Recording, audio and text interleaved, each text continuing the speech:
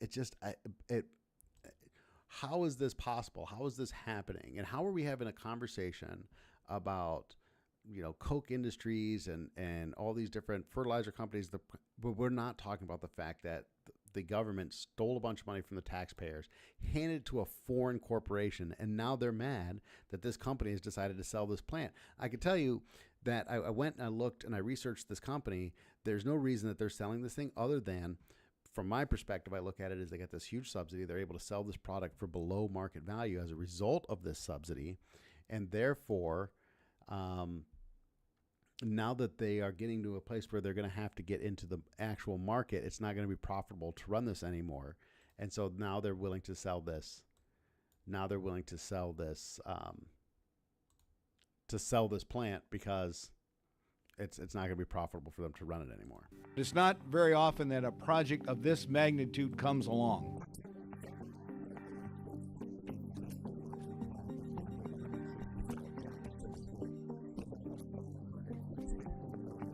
So they're spending $550 million. $550 million in order to create 165 jobs. It's insane. More Perfect Union just did a video on this not too long ago where they talked about tax money going to subsidize stadiums and how terrible it is for that to happen. We shouldn't be spending all this money to subsidize stadiums. There's no return on it. $550 million to a multi-billion-dollar international company it's not even headquartered in the United States, got sent to this company, taxpayer money. That's the issue that we should be talking about. This is an investment that's going to be here for 50 years or more.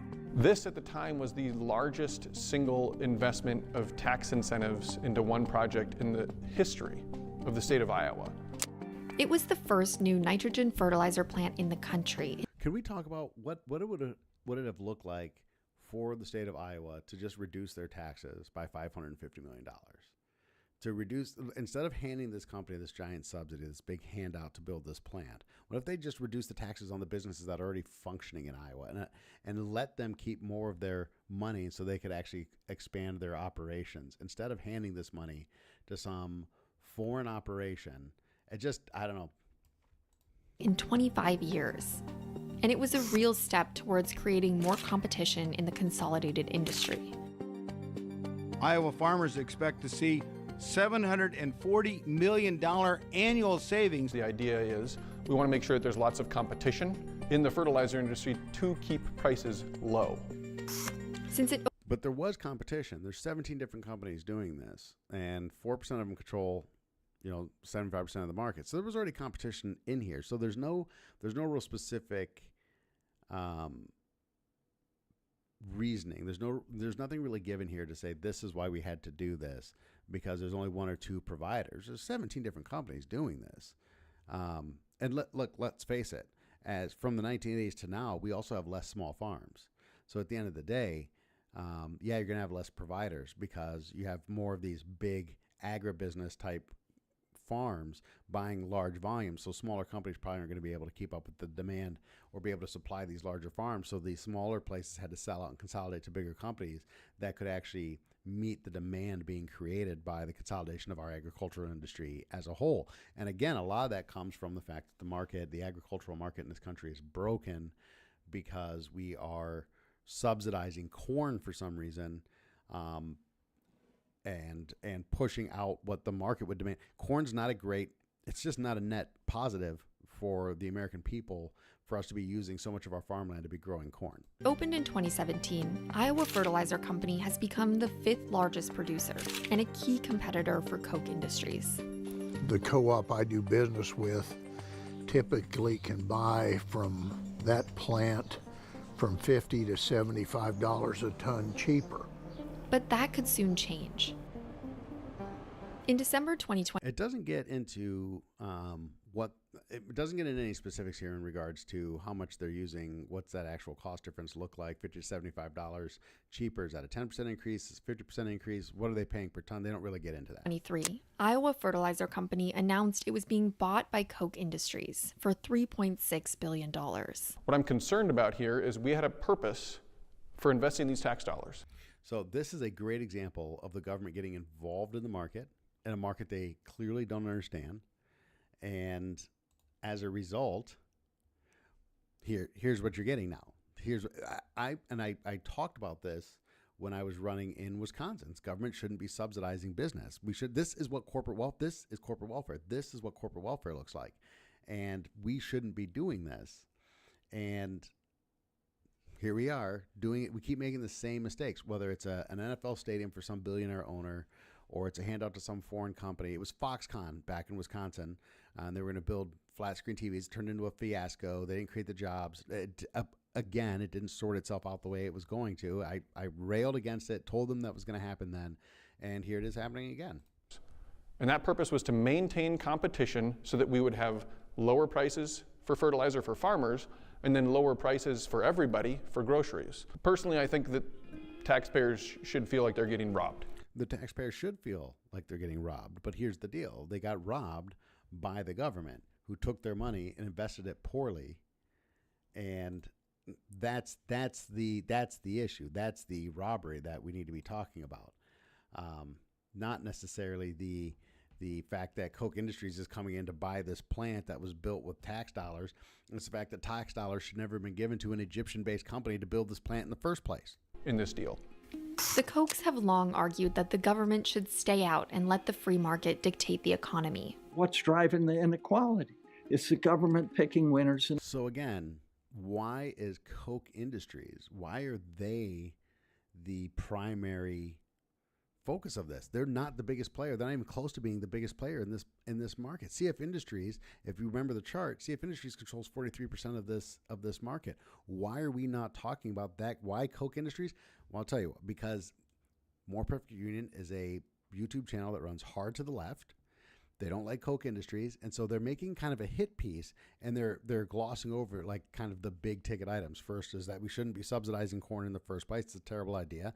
That's a malinvestment of taxpayer dollars. And second, we shouldn't be handing hundreds of millions of dollars to foreign-based companies to build plants in the United States, because that's a misuse of taxpayer dollars. This is what happens when the government gets into the market, and then the left wants to come in here and say that this is a problem of capitalism. We're going to blame these billionaires. We're going to blame these corporations. But the government is what got in here and screwed this market up in the first place. And losers.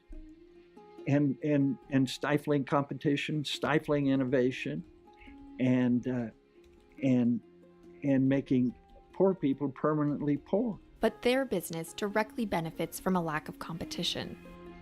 Koch Industries entered the fertilizer market in the early 2000s. As other companies went bankrupt. So let's hold on just a second here. Koch Industries entered this market in the early 2000s.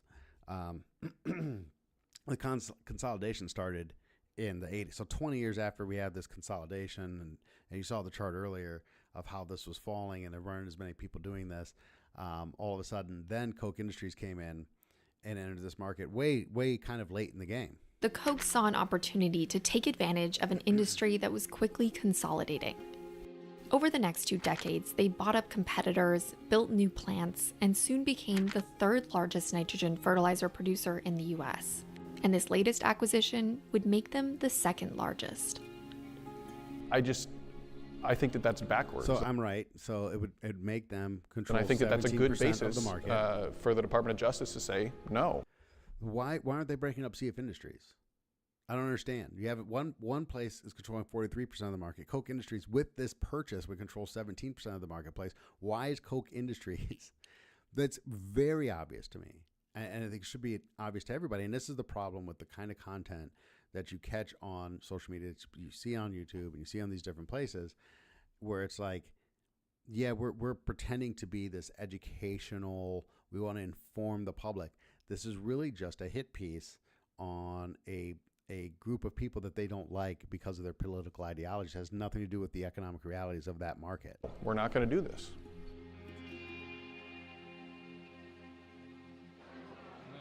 And by the way, there's not much else. The Koch acquisition isn't a done deal yet. That's because the Federal Trade Commission can block mergers that decrease competition. So when we talk about weaponizing the government, whether it's the Department of Justice, whether it's the FTC, whether it's the IRS going after conservative groups, right?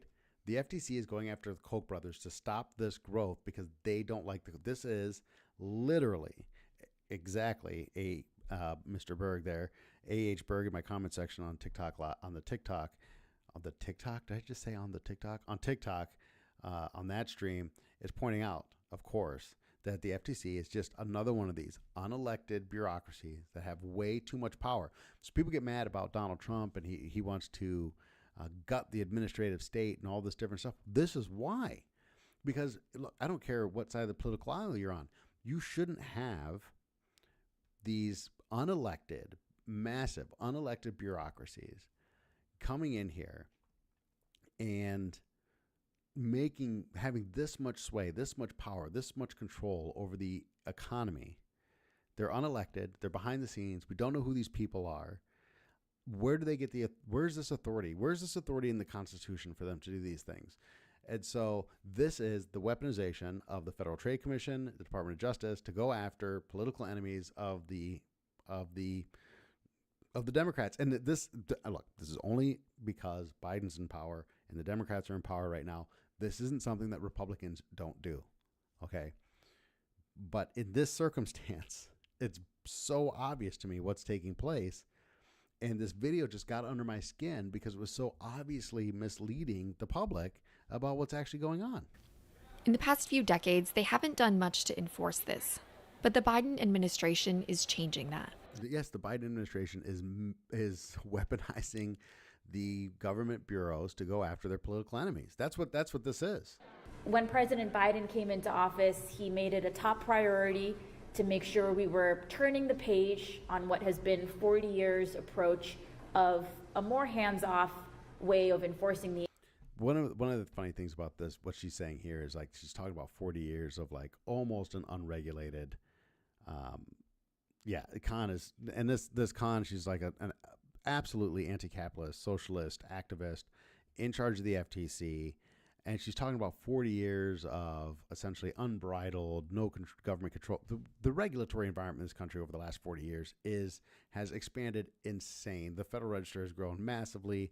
New agencies are popping up. We're growing government agencies. The government hasn't gotten smaller, and regulation hasn't gotten less intrusive into the economy over the last 40 years. It's a ridiculous statement. Antitrust laws. During that period, we've seen consolidation, huge waves of mergers and acquisitions. And all too often, we hear that as a result, our markets are not working for people, for regular people. FTC Chair Lina Khan came to Iowa in April to listen to what farmers, including Harold, had to say about what this merger would mean. And here's the problem. It's not another problem that I have here is, and this is going to sound elitist as hell, but these farmers don't know what the hell they're talking about for the most part. Like, they don't understand how any of this is working. But I can tell you this. All of them like their subsidies. They all love their subsidies. They don't like handouts. They used to be called blue dog Democrats, conservative-leaning Democrats conservative-leaning Democrats, particularly farmers, they're called blue dogs, and they would vote Democrat just because the Democrats kept the subsidies coming. Mean for them. It's the literal, like, the worst part of self-interest voting. My name's David Weaver. I'm a farmer. I cannot tell you how. And what's really sad about this is that if the government got out of the agriculture industry altogether, a lot of these farmers would, in the short term, they would suffer because of the loss of the subsidy. But at the end of the day, they would actually probably be better off. They could grow more profitable crops that were less demanding of resources, cheaper crops to grow, more durable crops. Corn is a very delicate crop. They could grow more profitable things. As the American people are waking up to how disgustingly horrible for us our food supply is, our food chain is in this country, there's a demand for healthier food, for better food. And I think all of these farmers could benefit greatly from the government getting out of this industry altogether so that they could actually grow crops that are more profitable, and would actually be better for the American people. Like I said, I go back to this all this, the amount of high fructose corn syrup, which is really a huge consequence of subsidizing corn in this country. It's a huge cause of the obesity epidemic. Not only that, but the fact that it makes burgers super cheap because the grain in the feed for these cattle that are grown on these mega farms that are sold largely to restaurants and fast food joints is because of these corn subsidies. Why we eat less poultry and we eat more red meat, which I'm carnivore all the way, man. I grill steaks almost daily here. But at the end of the day, there are cheaper, less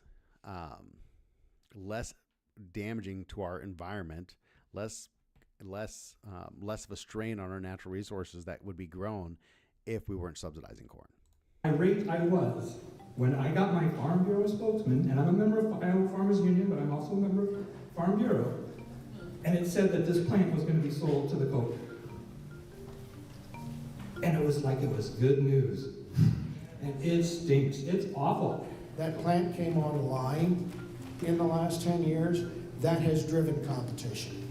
Losing that competition is going to hurt, particularly those of us in that southeast corner. So again, the focus is on the Koch brothers. Nobody's talking about the other companies. Nobody's talking about market share. The state, northeast corner of the other state, Missouri down there. It means something in dollars and cents in our production costs. You're the referee in the ball game. We need that. That's what you. And this is the problem. And this is where the problem lies, is that you have these people who look at the government and they look at it, what the government's stated purpose is supposed to be, which is we're going to serve the people, the government's not here for profit, so on and so forth. And so they look to the government as if the government is a neutral, like this gentleman said, a referee on the playing field, and they're not. And when you have a anti-capitalist, anti-market administration, well, they're just going to make things worse. They're not going to make things better because the market serves the people better. Competition serves the people better. So we don't get into how distorted the market is because of government intervention into the marketplace. We don't talk about any of those things. Those things don't come up in these videos.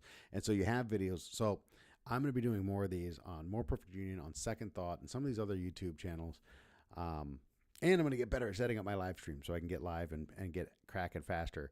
But the bottom line on this is that these anti-capitalist, really anti-American YouTube channels and social media presence, they are putting themselves out as if they're educational. And look here, I'm a libertarian.